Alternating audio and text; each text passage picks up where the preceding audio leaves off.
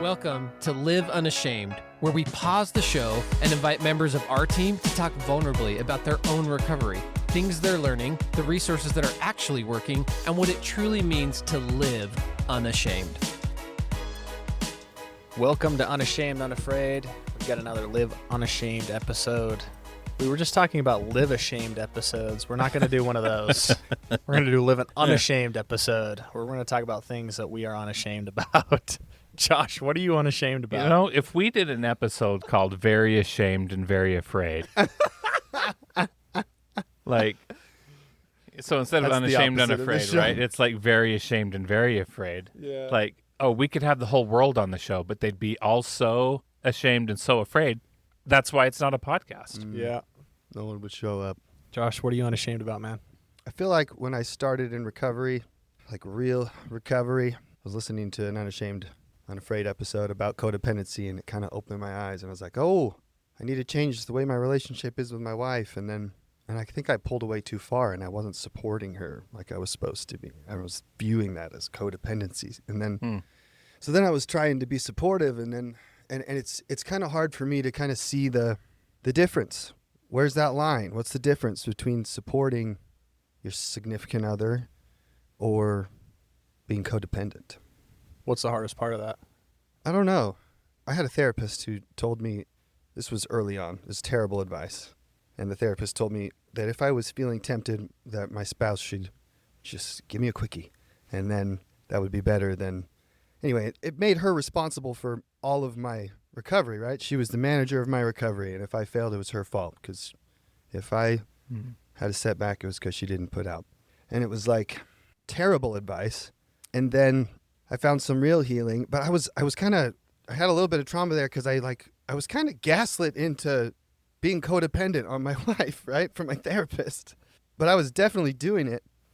And then I tried to pull away and I was like, no, you got to heal on your own. And then I had a moment where like she was asking me to be there for her. And I was like, I don't know if this is like, she needs the savior to heal her. I can't be here right now. But then there was like this beautiful healing moment. I was like, oh, crap. That definitely needed to happen, but I don't know. Like there's somewhere in there that I need to figure out, you know, where that line is. I don't know if that even answered the question you asked. No, I feel the same. Especially is yours in the context of relapse, or is it just in general? Sometimes it's with relapse, and sometimes it's not. Like my wife and I had a pretty rough patch recently, and it wasn't even, there was no relapse there. I started reading a book called His Needs, Her Needs, like building a foundation of a lasting marriage or something is the subtitle. And the person talked about how men and women's like needs are so different. And the problem is men, they know how they need to have their needs filled. So men will try to give that to their spouse, but it's not what their spouse needs because their needs are different. And then their spouse is doing the same thing, trying to provide the needs that they think their husband needs, but it's really the way that they need it. Does that make sense? So they're providing what they need to the other person, but it's not what the other person really needs. Essentially, we try to love others the way that we would like to be loved. Sure. Yeah. And I just realized, I don't know. I feel like that's connected somehow. I need you guys. I don't know how to do this. You guys need to answer it. Well, I can tell you what comes up for me. Something I'm learning is that, like, here's my need, here's the way I would like you to help me meet it. And that most often is, like, mixed up in, like, the need, you know, like your therapist. Like, oh, yeah, like, he has this need and you're not meeting it.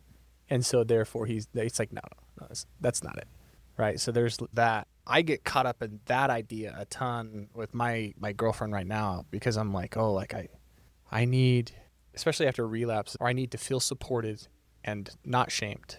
And I actually think that those are reasonable needs, maybe tied down to deeper needs, which might be something else. But like, I need that. I need to create safety is probably what the need is.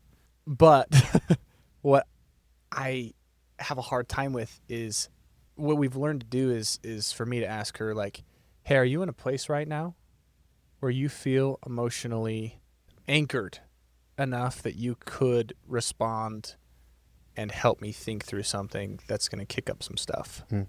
Or if it starts to kick up stuff, be like, hey, do we need to like talk about this later? And we both talk to some separate people to like, and then come reconvene. But my go-to is like, I need you to be supportive and kind and nice always in the moment when I need it now. And that's not working. And that's where I'm stuck because we haven't found the right balance either. And it's quite painful because I don't know where that exists on the spectrum. So, therapist James, what do you think?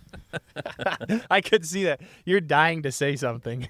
I'm just seeing if where you guys are going to land and where you're at in the story. Well, I don't know. Why don't we? Let's talk about what Josh is talking about. Well, it's just how to do the codependent, how to do support and not be codependent about it, right? How to ask for support and not be codependent about it. So first thing first, whose job is it to meet your needs? Me. Great. Whose job is it to meet your wife's needs? My wife's. Right. Ultimately, that's what it is. Now, in partnership, obviously, we want to be supportive and cultivate those relationships where we jointly, support, love, and all of that with each other.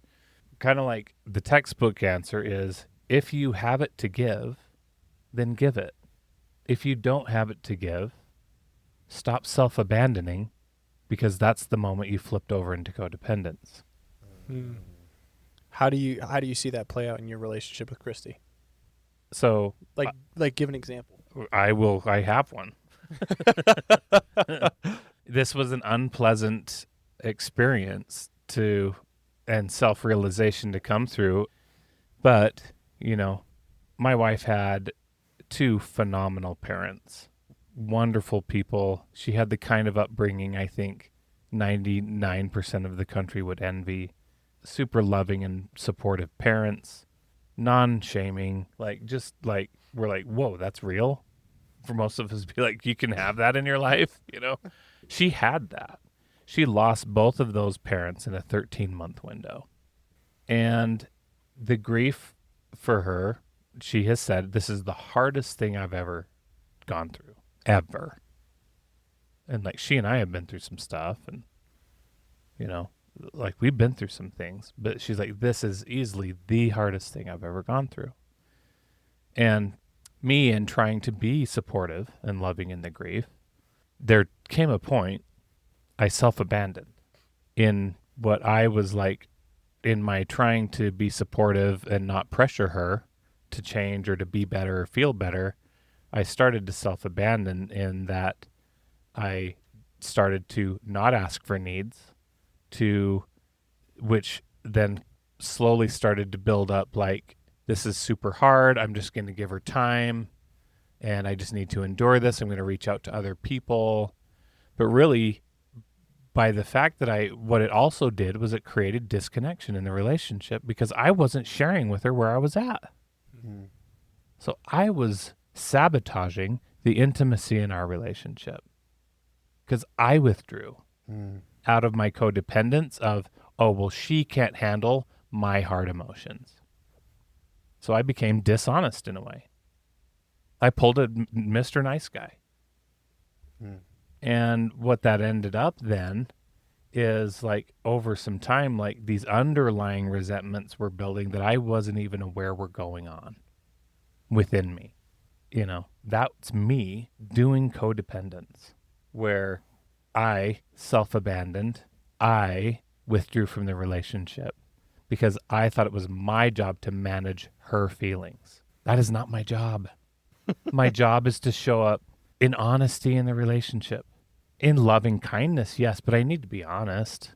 I can't disconnect because she can't handle my feelings. I needed to share with her, hey, this is really hard for me to be with you while you're grieving. I am grieving the loss of my in-laws, and it also feels like I'm losing my wife along the way. Just saying that and just being vulnerable in that and keeping the connection alive. Now, if she chooses to get upset or offended by that, I don't need to pick all that up and fix that. But in my codependence, I try to manage that and make sure that didn't happen. Can you speak a little bit more to the Mr. Nice Guy mentality? Because that is me right now. Can I say something that came to my mind while I was listening to you talk real quick? Go for it. So what I'm hearing is that an act of support for your spouse can, in certain circumstances, be that, an act of support. But the Yes. exact same action Correct. could be codependency Correct. in other circumstances. It depends on where your heart is at and where If you're. you have If it you to have give, it to give. If I want to do dishes to help my wife because I love my wife, I have it. You have it to give. If I want to do dishes to help my wife because I want to get something out, Because I want to have sex. I want to manage her Yeah. emotions so she doesn't Same get mad at action, me. I want to completely make it so different. that she doesn't have to have a hard day Yeah. because I just want to manage 'Cause her you're managing emotions. her Because I actually just don't want to experience her having a hard day. yeah. It's actually me just managing me. So supporting my wife, the key thing to supporting your wife is understanding where you're at. Where you're at. Oh, this is good. It's your stuff. self-awareness, I right? know. I'm feeling so This called to is good for repentance me. right now. So when you have it to give it. When you don't, check out your motivation, because usually you're trying to manage the other person's feelings or an outcome in order to either avoid dealing with what you imagine is going to be their bad mood or their bad response, or you're trying to manipulate a positive outcome for yourself, what you might deem as, oh, well, now if I do the dishes, she'll have sex with me because I did all the things she wanted me to. That's manipulation. That's not connection. That's, Yeah. that's dishonest. Yeah. What's honest is, hey, I'd really like to have sex with you tonight. Are you open to that? And if she's like, yeah, I would. I have a bunch of stuff to do. You want to help me tackle this kitchen real quick? That would really help me. You'd be like, sure. I have that to give. That's so crazy. 2 seconds before it would have been codependency, honest conversation, all of a sudden the same thing 2 seconds later. Just support.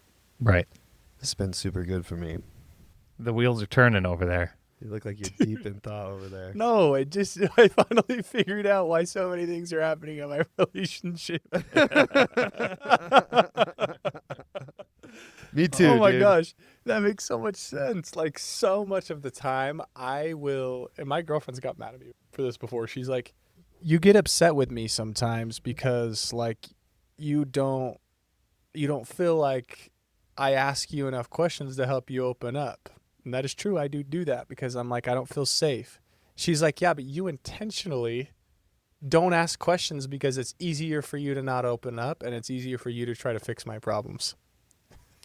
She's nailed you. Oh, yeah. So I love it. it was Stick with that one. You got to Yeah, keep her she there. got but good it's one, not dude. just she's pretty amazing, but it's not just that. Like it pops up in a lot of different ways based off kind of the way that I've learned to navigate my emotions, particularly I think because of my relationship with my mom and some of the more like the earlier conditioning that happened there. But boy, that's what it is, isn't it? I'm right there with you, Sam. There is an underlying dishonesty that comes with codependence. Yeah. Again, it's an underlying dishonesty that comes with being a nice guy. And this is why I like No More Mr. Nice Guy, is it can help us see some of the ways that we deceive ourselves and how we lie to ourselves and where we try to blame the other person or whatever. And really, I'm like, oh, wow, I'm just being manipulative and lying. Yeah. I'm being inherently dishonest in this action. I'm telling myself that I'm being supportive to you. But in reality, I just don't want to deal with whatever reaction if I don't do the thing that I think you want me to do. In reality, I just don't want to deal with the repercussions. Wow. Or, right? Or I'm trying to get you to do this or whatever. It's a manipulation. Or Right. whatever, I feel so alive right now. We should all call our wives after this. right? So if you have it to give, then give it. If you don't, check it out. And can you get to a place where, okay, now how can I give this in a way where I do have this to give? Or can I give this now in a way of, because there is sacrifice that comes with relationships. This is a whole nother podcast probably, right? Or episode of how do I now, I can't just be selfish the whole relationship. If I have it to give, I will. And if I don't, I don't.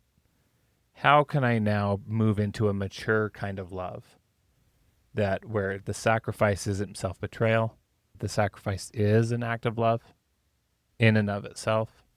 That's a more mature place to go. Early on, I'm like, probably just if you have it to give, do it. And if you don't, and like pause with yourself and just take some time till you learn that part and move to the next part. Like, I know the things, but like, I can know the things, but doing the things and putting these things into practice, like, these things still take work.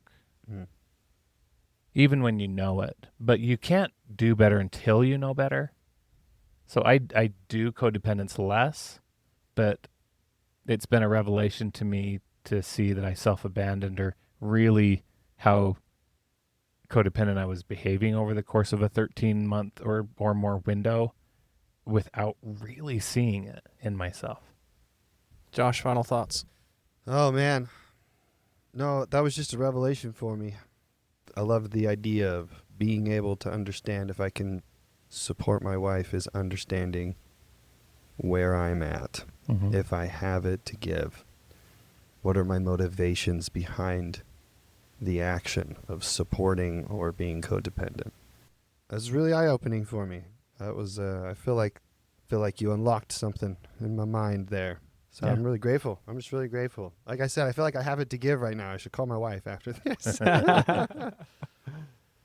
Guys, if this was helpful to you, send this to someone who you love and who could use it. Thanks for watching. Find us on social media at Unashamed, Unafraid. And if you want to help move this cause along, find us on unashamedunafraid.com and become an outsider. I just want to give a quick shout out to a couple people who have sent us emails recently. We got Brian, Tyler, Danny, and Joel. Just love to hear from you guys. This week, if you could, if something stuck out to you, send us an email, James at unashamedunafraid.com. I think what I'm particularly interested to hear is, how do you feel like you are self-betraying in your relationships? Or have you had an experience recently where you felt like you showed up well and you knew what you needed in the moment and were able to connect with a romantic partner differently than you would have normally? So whatever feels good to you, we just want to hear. What are you feeling right now as we talk? Find us, Sam or James at unashamedunafraid.com. Put it in Josh, the comments on YouTube. Yeah, put it in the comments on YouTube. Josh, what's your email, dude? Can they contact you? Sure. Joshua.garner91@gmail.com. Let's go. You can shoot Josh an email too. Thanks for being here, guys. Until next time, continue to live unashamed.